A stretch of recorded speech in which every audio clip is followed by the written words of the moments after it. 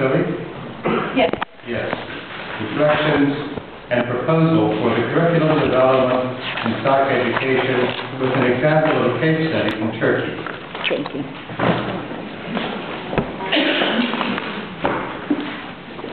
Take your time.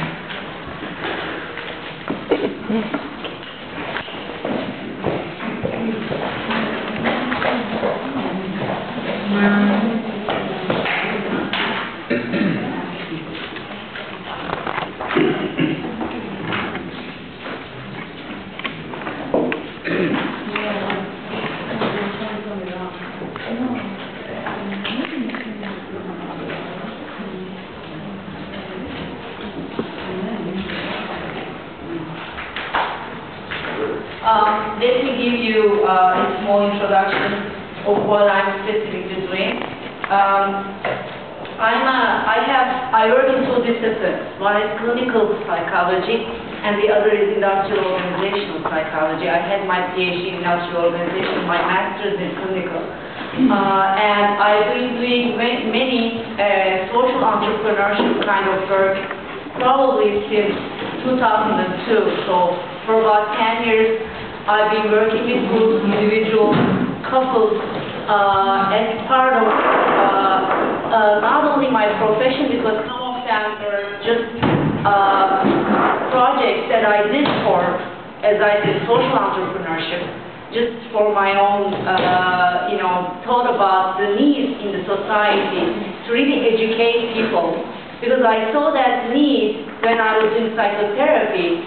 Many people are coming to me with little awareness of what they think, what they feel, and how they behave. So I looked at this. People came after the other, and I realized that there is a huge need to educate.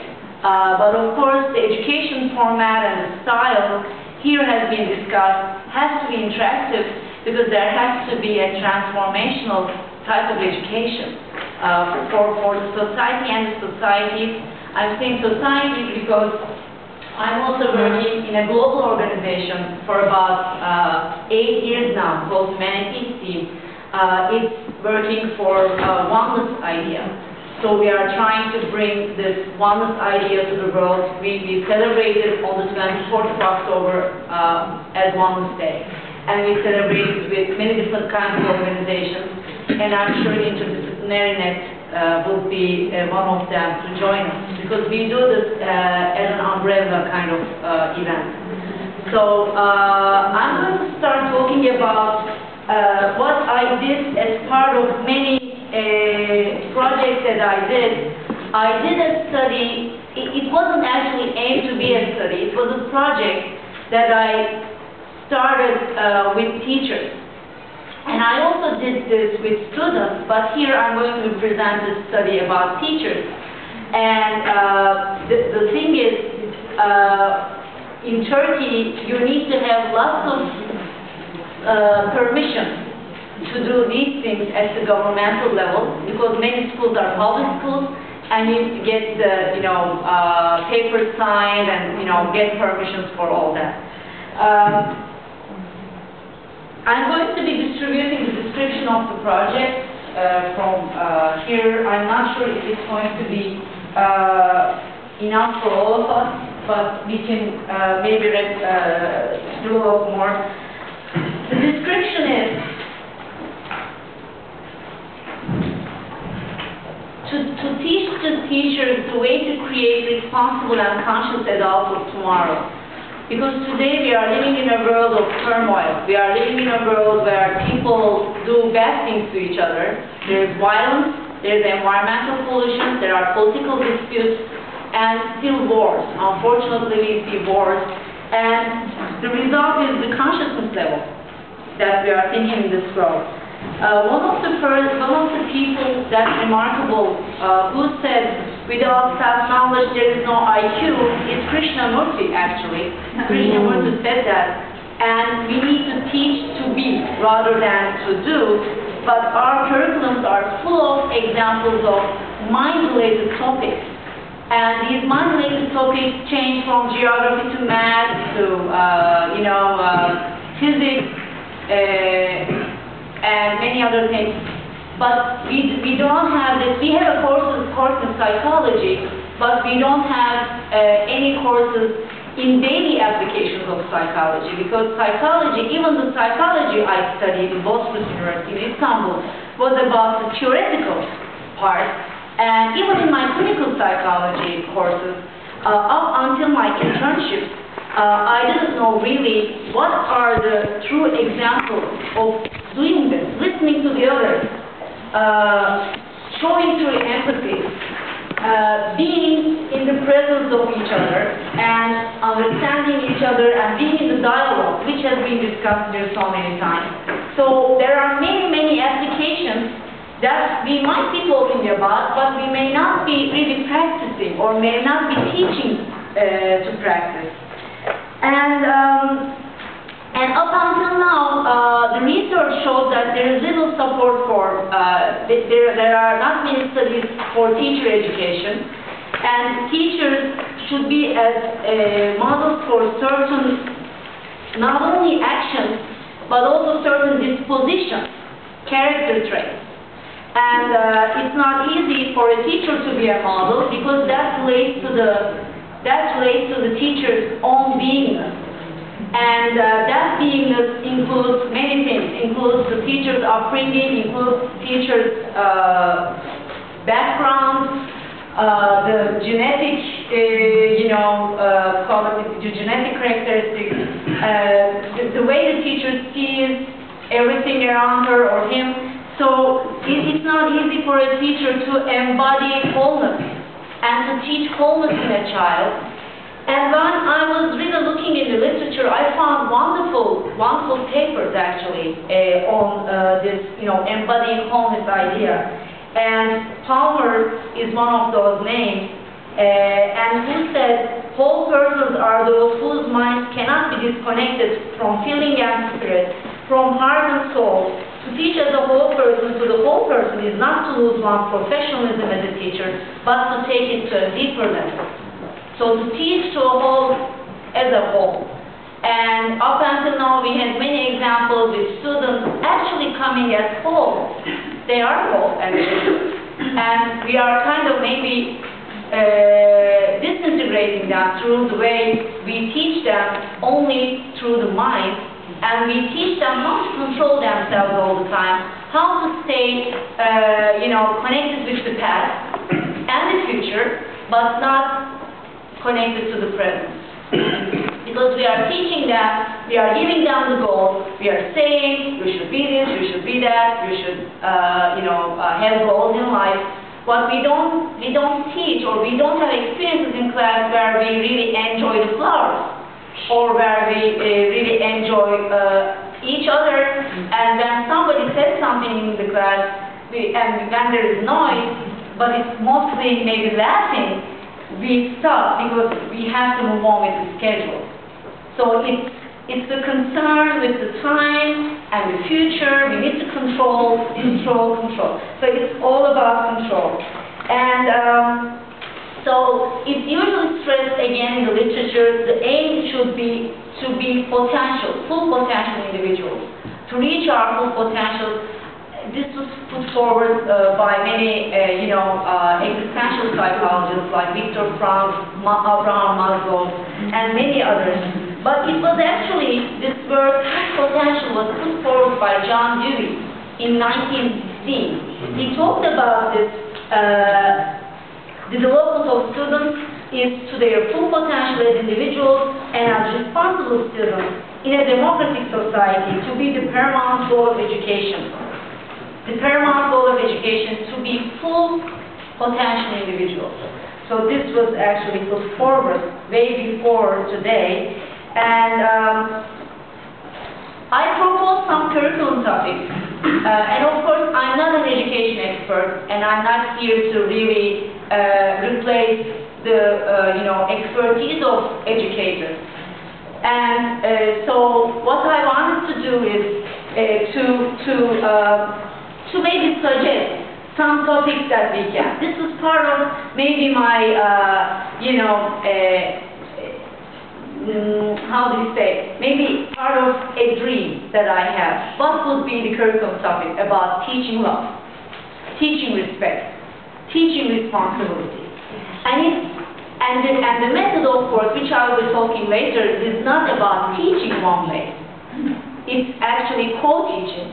So, first grade examples, getting to know ourselves, what is a thought, feeling, or a behavior. By the way, I'm not presenting it today, but I did this as an experimental, project with the grade school students. And they are so responsive to these topics.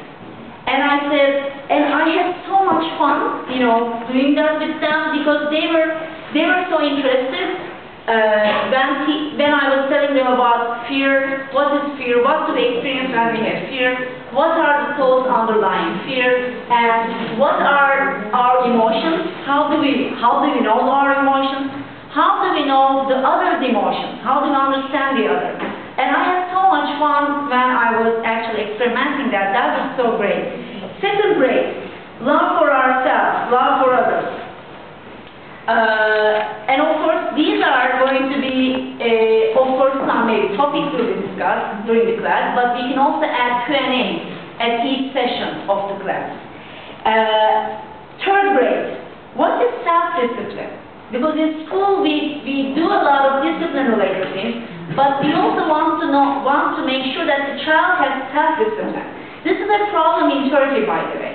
We have a problem in self-discipline. We are always used to families teaching children and intervening with children all the time. And that really kills self-discipline because we are always expecting somebody else to remind us what to do. So we are always trying to get in the way of the rules because we don't create them or we don't really have contribution in them. And the third grade, for example, this is a topic in Turkey again, concerned with tests and test anxiety. So why don't we teach the concept of success? Is it getting good grades in school or is it being happy in life? Is it reaching your goals or is it setting your goals for your own? And fifth grade, development of emotional intelligence. The application of empathy by experiential tools. What happens when we don't demonstrate empathy for the others? The results of not showing empathy and showing the results of having prejudice towards people. Like when you meet somebody who you don't know, you might immediately bring those prejudices, and empathizing with others and connecting with others, I think showing these things and the results of not doing that would be a great topic. And I gave you handouts about description of the project. You can see the teachers can be a model in many things. As I said, rather than giving them thought-provoking or mind-related, way of teaching, we can also be a model. Why did I say model? I said this because your beingness is almost always enough to show what you want to deliver. And usually in the families, I see that we learn by modeling. We learn by seeing. And the children are in such age periods that they are very influenced. They are very affected by what they see, not what they are being told. Because as given many times in these sessions, the children, up until a certain age, are living in the moment. And they are living at all levels, body, mind, and soul. They are not separated like ours. So, what are the topics? How they live, how they react to a young student, how they try to teach a certain topic, how they reward of success, how they encourage students to think differently, how they help students when they have a problem, how they create self-trust and self-assertiveness in a child, how they solve disputes in the class. And many, many methods, lectures, many role plays, interactive Q&A sessions. The participants in this project were 10 grade school teachers and 1 school administrator. And I did a needs assessment before this project, and I asked them about what kinds of problems they experienced with the students, what kinds of problems they experienced with the families, and what kinds of problems they experienced as themselves with the children. And they gave many different examples. For example, student-related problems were lack of self-esteem and respect, behavioral problems, problems in self-expression, concentration, absenteeism, lying, problems in sharing,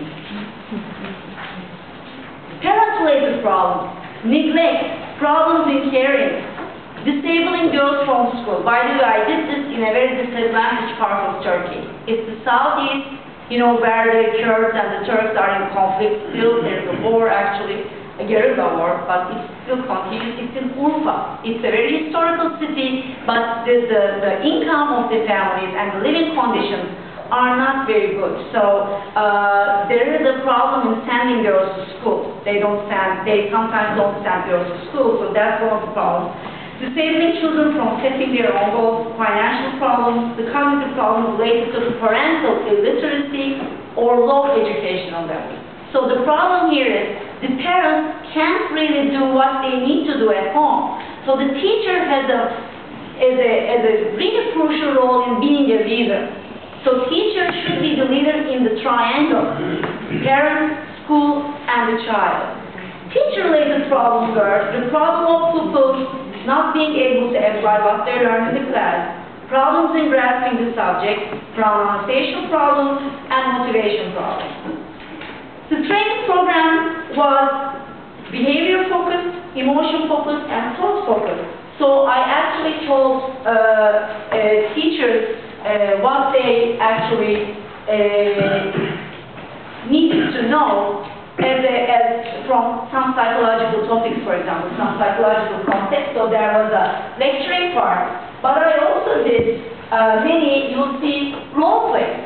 They did experience this, you know, mirroring exercises, which are called, when you talk to somebody about your problem, the person needs to correspond to you. It was either with the body language, either with mimics, or with, you know, some reflection. So, and there was, I tell you, they didn't know how to do these things. And it was very different for them. To listen to the other, to empathize, and to show the related bodily, you know, languages to the other. So this is actually part of being one. Oneness means to listen and to actually know what other is feeling and thinking. So we had many, many examples like this, and I did this because I wanted to show them they can do these with their own pupils, their own students. Because their students were coming to them with many, many problems, and they didn't know how to listen. They immediately reacted to these problems because they don't have the tools to respond to them. They don't have the psychological tools and psychological, maybe mindfulness. They didn't know about these things. And I did a little program evaluation, and it was a pre-test and a post-test. But I think it's a very minor way of measuring this. I just asked them certain concepts, and I measured how they came into awareness after the session. And I did this 1 month before, 1 month after, and there was a slight increase in the awareness of certain topics like listening, empathy, mirroring, problem solving, some other many psychological topics. For my final words, I'd like to say there is a great need for supporting the teachers, at least in Turkey. This is an example from Turkey, and they are not very much, you know, full of these tools and full of you know, guards or anything. They are not full of their own weapons, so to say, and they don't really know how to really correspond to a problem, if it's a behavioral problem, if it's an emotional problem, or when the children just, you know, picks up his friend's hair, she just says, don't do it, stop. But when there is a pulling of hair, she or she needs to go beyond that, needs to know, why is he doing this? What is going on in the family? What's going on in the child? Is this jealousy? Is this guilt? Is this corresponding to something else that he is doing to him? But instead, the teacher responds in a reactive manner, but not in a proactive manner. It's not in a preventive manner. So this is kind of a preventive approach that I'm taking. And if we want to really create a world which is with less violence, full of interdependence, full of human beings, we need to really go deeper in our grade school system. And we need to really empower the teachers as leaders, not in their communities, but in their schools, in their environment, in any place that they have effect, they have influence. Thank you so much.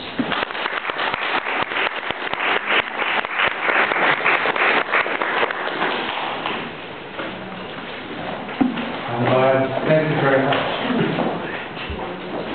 I'm glad we have some extra time available for questions.